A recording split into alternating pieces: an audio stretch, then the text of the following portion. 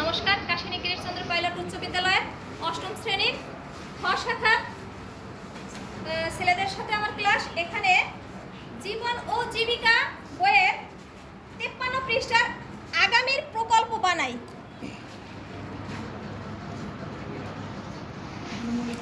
আগামীর প্রকল্প বানাই। এখানে শিক্ষার্থীদের তৈরি প্রকল্প উপস্থাপন, শিক্ষার্থীদের তৈরি প্রকল্পের উপস্থাপন, সমস্যা ক্ষেত্র। এই সমস্যা ক্ষেত্রে কয়েকটা ক্ষেত্র দেওয়া আছে 54 পৃষ্ঠায়।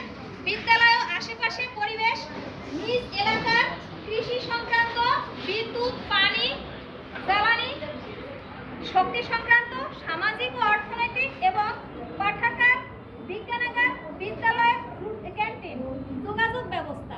আমি শিক্ষার্থীদের 6টি দলে ভাগ করে দিয়েছি এবং একটি দলে এক একটা প্রজেক্ট বানিয়ে এরা এখানে সুন্দরভাবে উপস্থাপন করছে।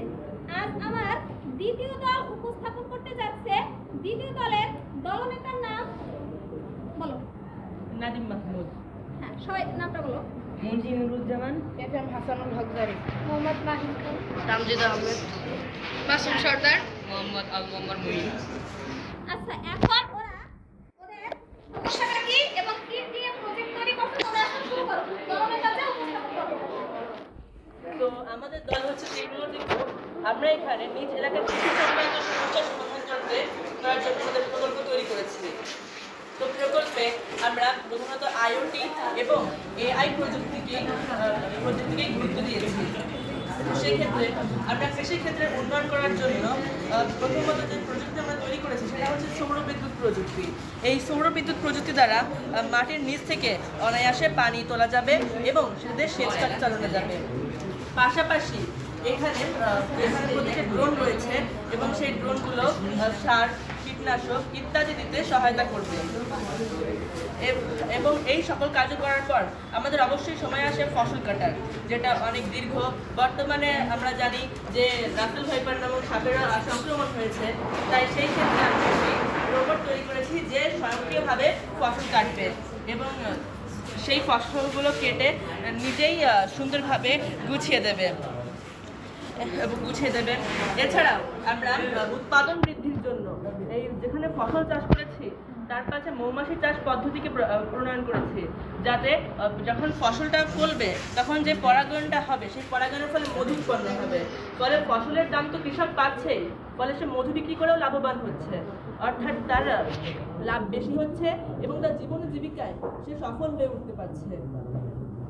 ফসল চাষের পরেই কৃষি প্রযুক্তিতে যেটি আসে সেটি হচ্ছে পশু সম্পদের কথা। তাই প্রাণী সম্পদের জন্য আমরা এখানে গাভী, মৎস্য চাষ এবং পশু পাখি এবং পাখি পালন অর্থাৎ হাঁস পালনটাকে দেখাচ্ছি।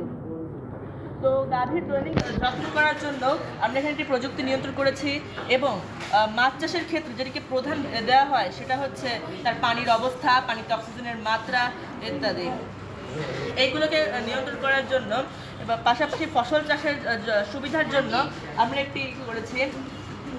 এখানে ফসল চাষের ক্ষেত্রে আমরা একটি সেন্সর প্রয়োগ করছি, যেটি সরাসরি ইন্টারনেটের সাথে সংযুক্ত থাকবে এবং মাটির আর্দ্রতা, মাটিতে ফসলের জন্য কোনো ক্ষতিকর পদার্থ আছে কিনা ইত্যাদি দেবে। চাষের জন্য পুকুরে পানিতে অক্সিজেনের মাত্রা, পানিতে বিভিন্ন ক্ষতিকর পদার্থ প্রয়োগ করেছে কিনা, পানিতে খাদ্যের মাত্রা ইত্যাদি দেবে। এই সকল কিছুর জন্য আমরা একটি নোটিফিকেশন অ্যাপ তৈরি করেছি, যেটার নাম হচ্ছে এআই ইন কালচার। অর্থাৎ যাবতীয় যে এই সেন্সরগুলো যে যাবতীয় তথ্য আমাদের পাঠাবে নোটিফিকেশন হিসেবে, সেগুলোকে সেটি ধারণ করতে পারবে। এই যে আমরা নোটিফিকেশন অর্থাৎ এখানে ফসল চাষের ক্ষেত্রে যে নোটিফিকেশন ইত্যাদি তথ্য রয়েছে, তারপরে মৎস্য চাষের যে নোটিফিকেশন সেগুলো রয়েছে। আবার যদি আমরা চাই যে এই অ্যাপটাকে আমরা অফ করবো, সেখানে অন অফ অপশনও রয়েছে, ফলে অনায়াসেই করতে পারে। তো আমরা ইতোমধ্যেই ফসল উন্নয়নের জন্য যে রোবটের কথা বলেছি, এটি হচ্ছে সেই রোবটের সার্বিক গঠন, কোথায় কি করতে পারে, লেন্স, এর সেন্সর, এর পাওয়ার সোর্স ইত্যাদি।